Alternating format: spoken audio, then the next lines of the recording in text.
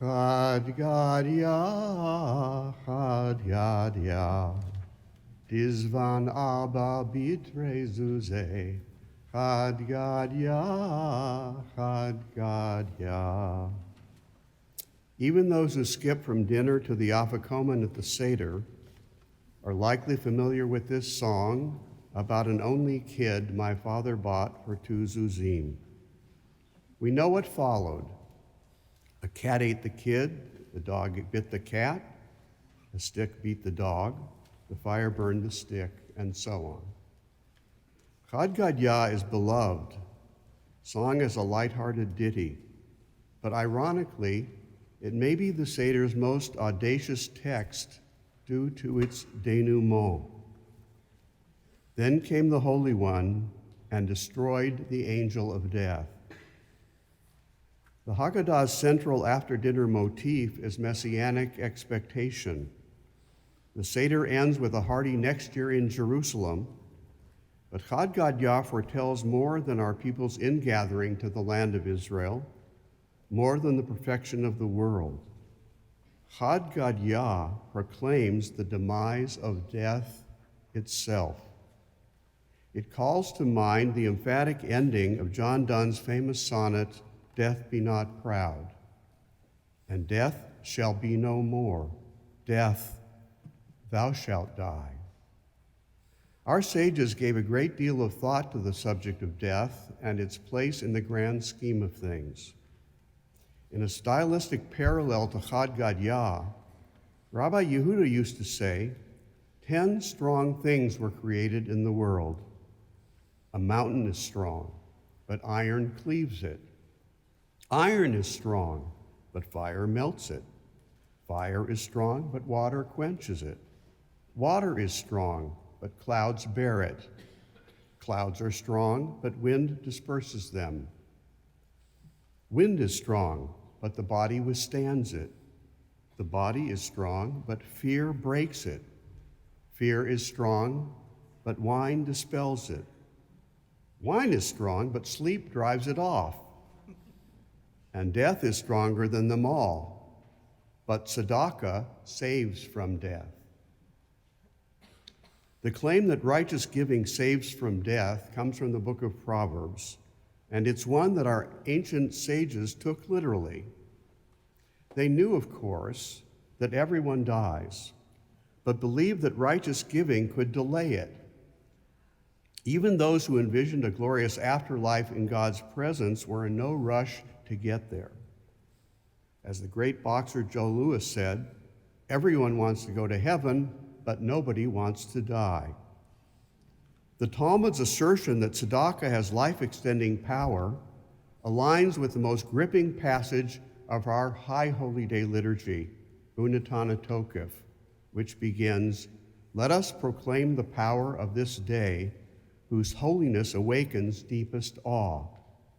It goes on to declare that God seals our fate on Yom Kippur, decreeing who will live and who will die, the latter by what means, many of them gruesome, and among the former, who will be tranquil and who tormented.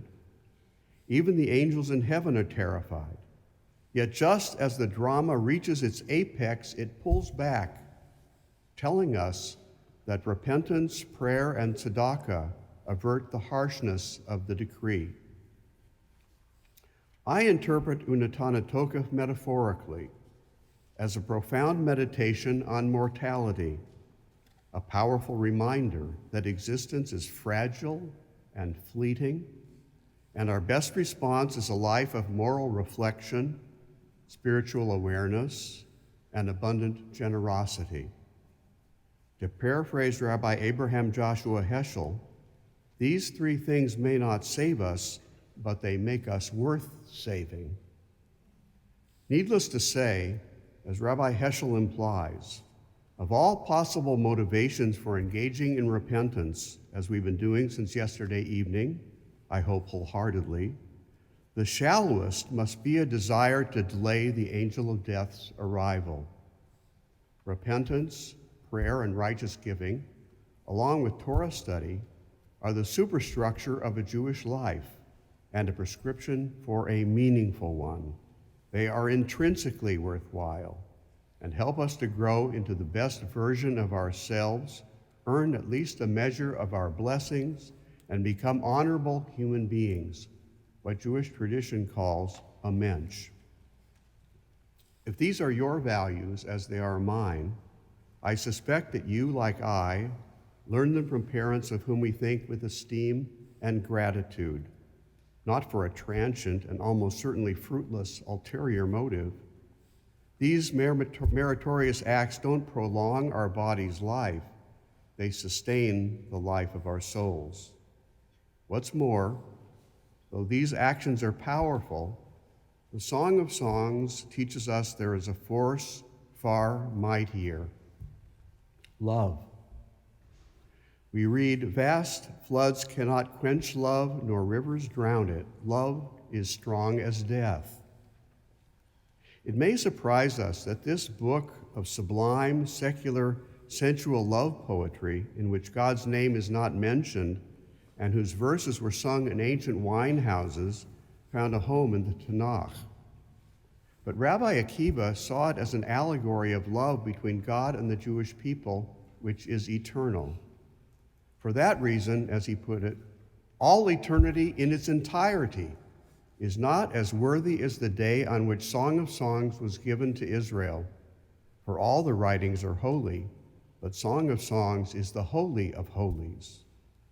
It is love that brings us to this sacred service of remembrance. Love we receive from parents, siblings, spouses, even children who have died. Love that makes a permanent home in our hearts, and our love for them, which does not dissipate and can even grow stronger over time. Our presence confirms that love is uniquely enduring and cannot be extinguished even by death. As the philosopher Franz Rosenzweig reminded us, love brings to life whatever is dead around us.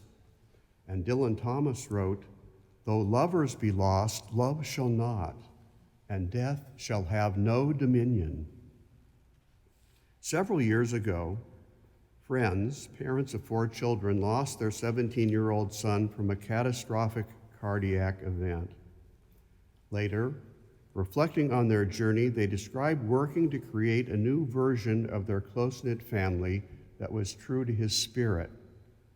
As they did, all 5 discovered he had planted seeds of his loving presence in each of them, and in so doing had sown the possibility of healing.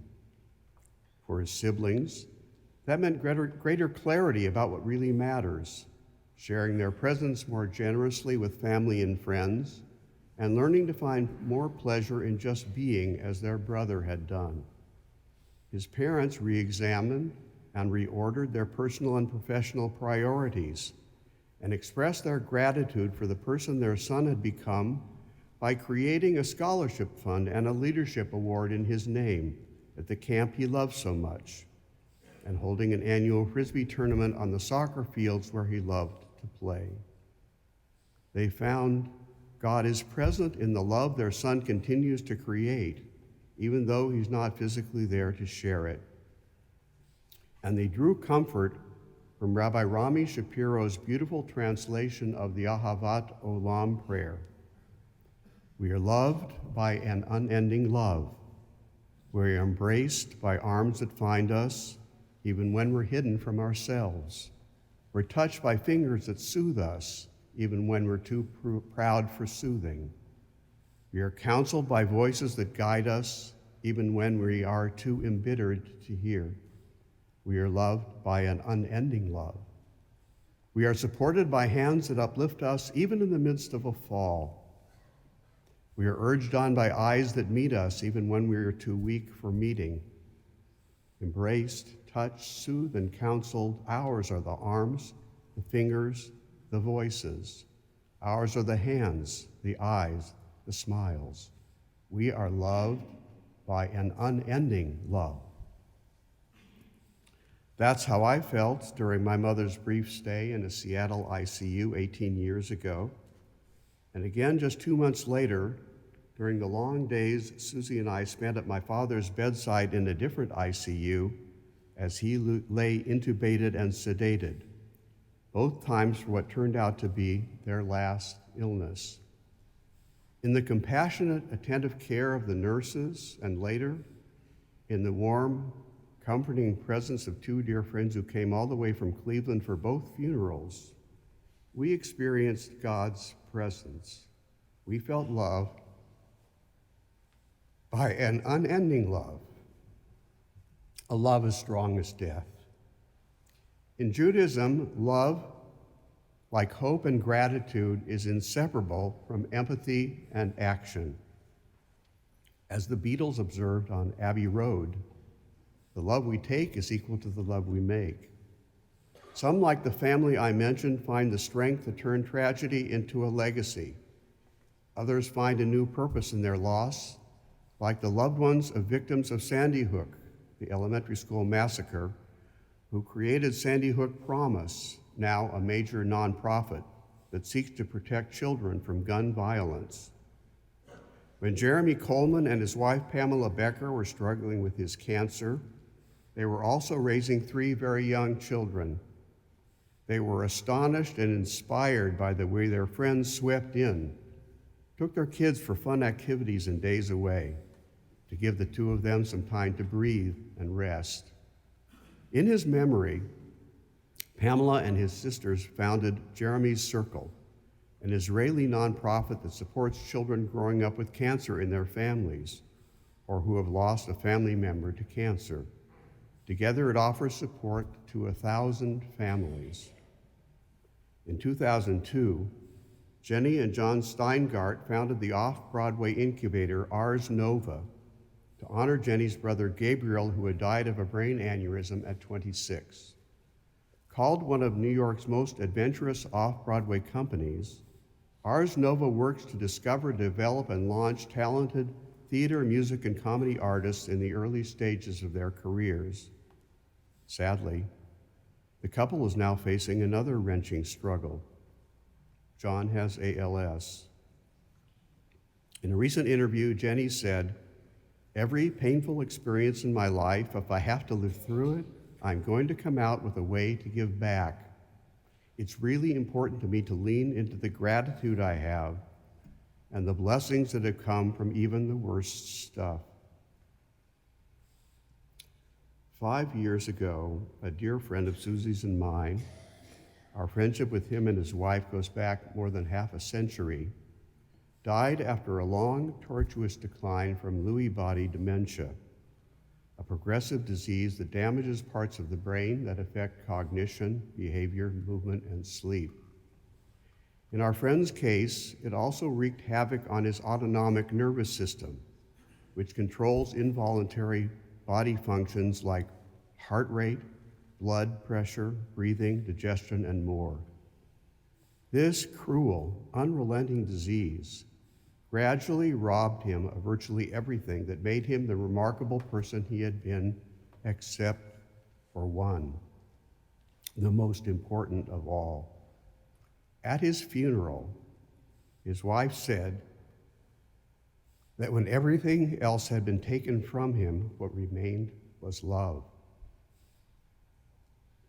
Her words brought to mind Merritt Malloy's beautiful poem, Epitaph. You may be familiar with it as a meditation before Kaddish. It ends, "Love doesn't die, people do.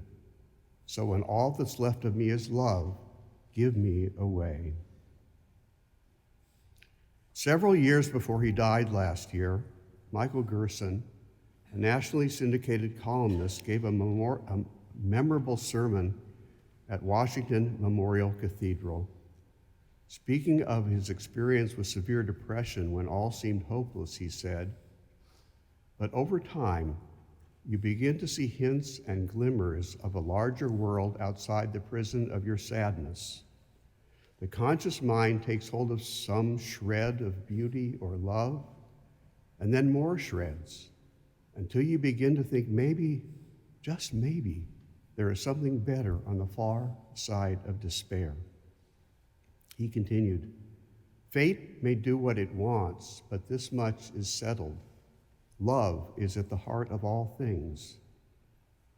Many understandably pray for a strength they do not possess. But God's promise, he said, is somewhat different. That even when strength fails, there is perseverance. And even when perseverance fails, there is hope. And even when hope fails, there is love. And love never fails. The central narratives of our tradition are broken ones. Moses shatters the tablets. When we marry, we break a glass. At Seder, we break the middle matzah. It's customary to tear off a piece of dough when making challah. When a loved one dies, we rend a garment. Our heroes are broken too. Moses has a speech impediment. Abraham and Sarah, Hannah and Elkanah suffer infertility. Isaac goes blind, Jacob limps. Among the shofar sounds of Rosh Hashanah, Shivarim, brokenness, cuts to the heart. And God, the psalmist assures us, is close to the brokenhearted. But loss and sorrow are not expressed in heartbreak alone. According to a Hasidic teaching, there are 3 ascending levels of mourning: tears, silence, and the highest, song. 1,000 years ago, the mystic Yehuda Hasid wrote, "I will build an altar from the fragments of my broken heart." So must we. That is the message of Yizkor.